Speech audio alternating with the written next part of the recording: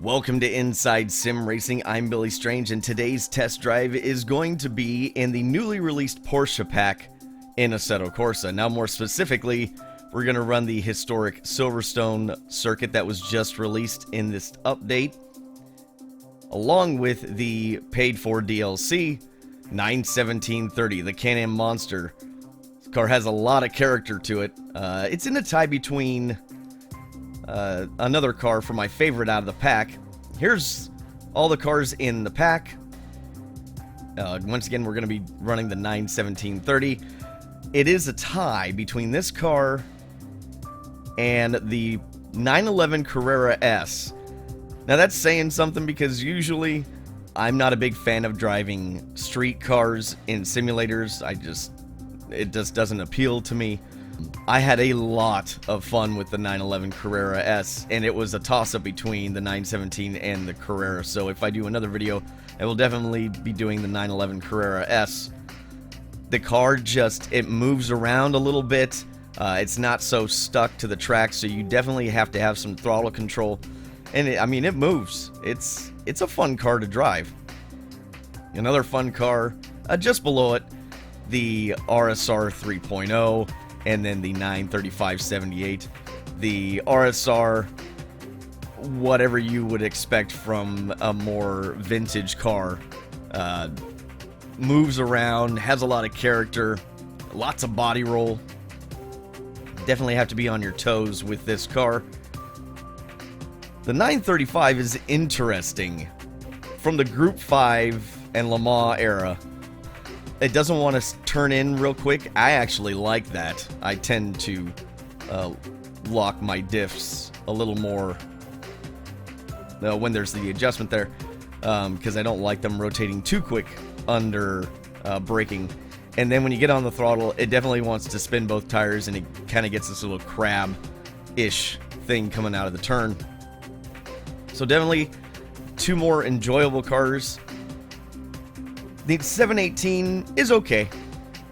The Panamera, again, is okay. The GT4 Cayman, good lord, this thing has good brakes. The brakes on this car, just amazing. If you like GT cars, like the GT3 stuff, it's along that same line. It's a fun car to drive, just doesn't have as much characteristic per se as some of these other cars. And then this one, I actually really liked.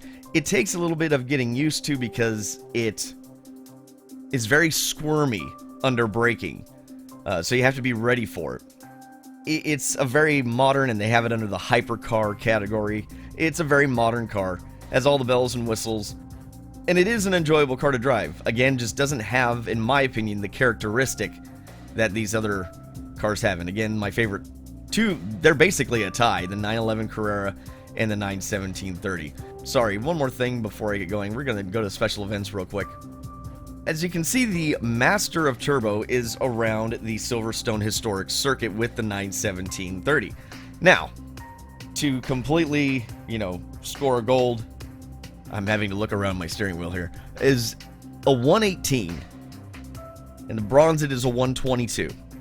This is something that kind of bothers me, and it's consistency within the game, and I kind of alluded to it when covering the console versions. We'll get out of this, go double check my race weekend.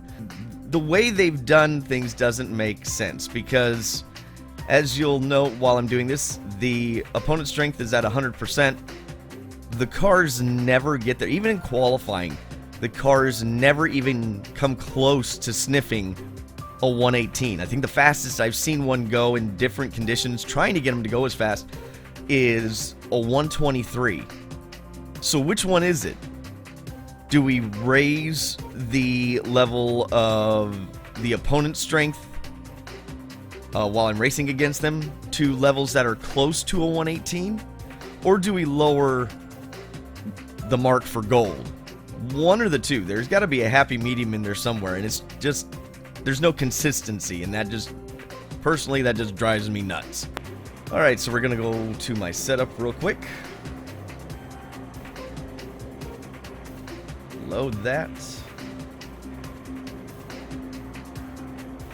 And then you can see what I've done for gear ratio. I actually lowered this gear ratio here Extended the second gear. That's just a preference. You can see the tire pressures that I'm running. Fuel load. I haven't touched aero.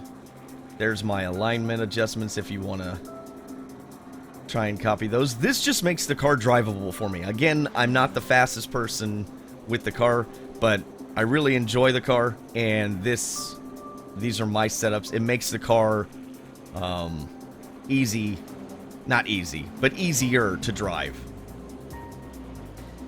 And then there's my brake bias. I did at one point try to change the height in the front end, because these cars in this area, even though aerodynamics is coming into play, there's still a lot of suspension travel. And part of that, you don't have the shocks and the tires that you do nowadays. So a lot of it is weight transfer, and having the front end, having the car being able to move creates weight transfer. It suffers from side-to-side transitions, like it doesn't react as quick, but it definitely gives you more movement. I tried lowering this. I actually didn't like the way it felt when I did that, so I left that there, and we're just going to take a lap. Since this is a new track, I'm going to show you what it looks like, and then from there, there's going to be no qualifying. I'm just going to skip right to the race and start in the back.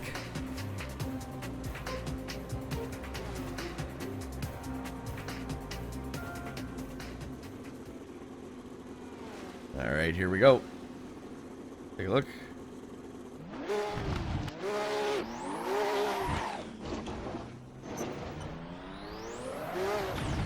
This car definitely has, you can see it move around, so just be careful in that first and second gear. Make sure you've got your rolling speed up and the car pointed in the direction you want to go. You're gonna, at speed, and when the tires are at temp, you just roll out a little bit there. Brake before that black sign.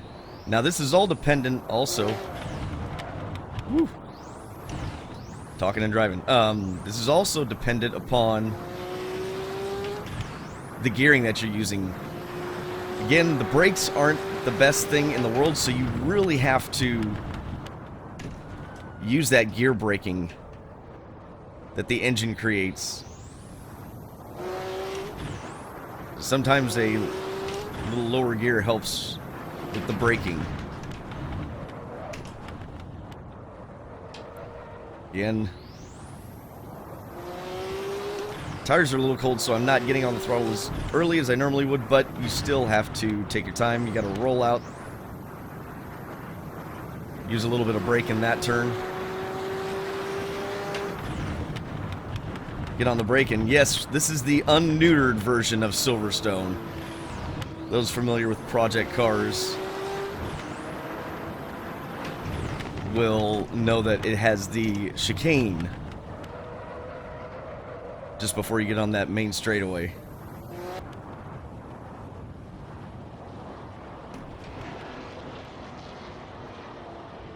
I like this.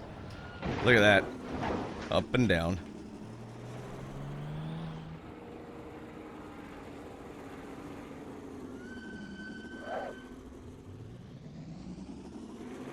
Alright, here we go.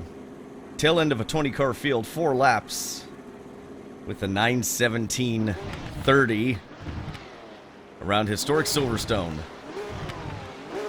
Wait for the lights to go out. Just be careful that first gear.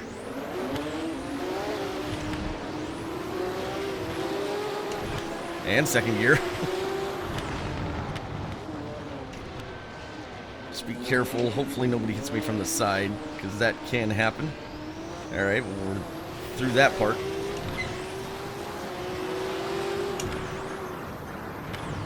Give a little lift. On the brakes early. And around the outside. Wait. Nice and smooth with the turbo. Don't worry about those cars.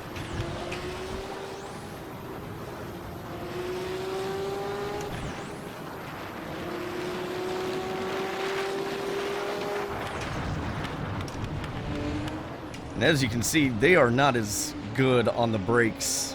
Even though this car doesn't have amazing brakes, it kind of lures you into a false sense of security. You don't feel like the car is going as fast as it really is. So it tends to kind of play... Oh, he's still there. Tends to kind of play havoc with your braking points. Turn early. That was not early enough.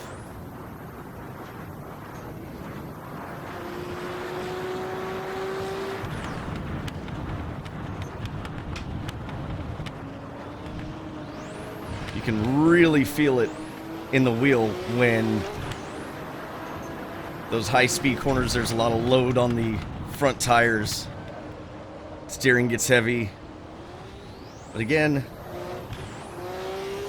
some nice tactile feedback from the car.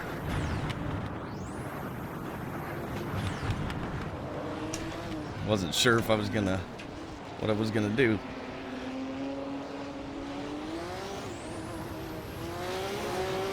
So just try to get that rolling speed up before you just mat the throttle. And because there's so much suspension lift in the front end, when you pin it, it obviously is going to take steering away from the front end of the car.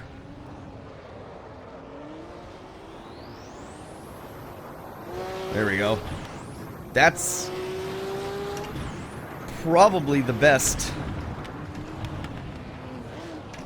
Oh, I didn't think I was going to be able to get him like that, but that'll work. And you can see in 2.5 laps, we're to the front.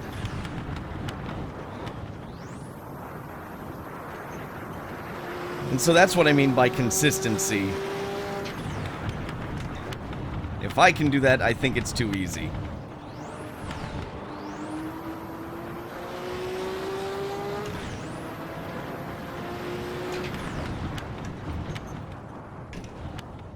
And easy being that 100% difficulty.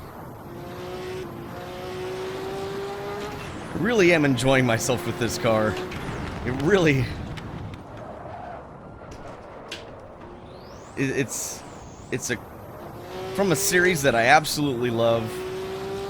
So there's probably a little bias there, but the car just is amazing to drive once you get the hang of it.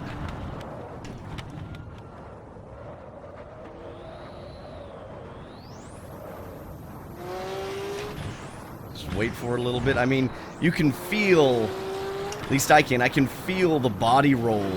And like I said, what really accentuates that is when you get on the brakes, the nose dives, and then you go into a corner like that, you can feel the nose roll over on that outside tire. The steering gets heavy. It is same thing with the acceleration. I mean, you can feel the front end lift. The steering gets light. It really goes to show you, whoa, how much Kunos is paying attention to how these cars, what they feel like to drive at their limit. Again, I'm not doing laps that sets the world on fire, but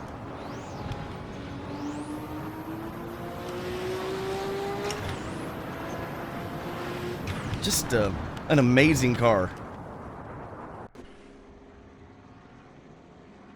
So yeah, so well done to Kunos. The whole pack is pretty fun. Again, this 91730 and that 911 Carrera S are my two favorite cars to drive. I think they did a great job with the historic Silverstone circuit. That's been a blast and a plus to drive as well. Let's take a look at the replay while we're sitting here. Thank you so much for watching. Hopefully you've enjoyed this look at the 91730 in the Porsche pack from Assetto Corsa on the historic Silverstone circuit. And have you played the 91730 yet, or have you driven around historic Silverstone? Let me know in the comments below. You can also hit me up on Twitter, strange_Billy, and let me know your thoughts there as well. I'm always curious to see what other people think about particularly the cars and tracks that I enjoy. So if you did like this episode, please click that like button. If you're new here, please consider subscribing for more Assetto Corsa content. For all the latest in sim racing news, hit up isrtv.com. Man, it's so cool to see those front ends raise and lower like that. Such an awesome looking car. Anyways, take care, and I will catch you in the next episode.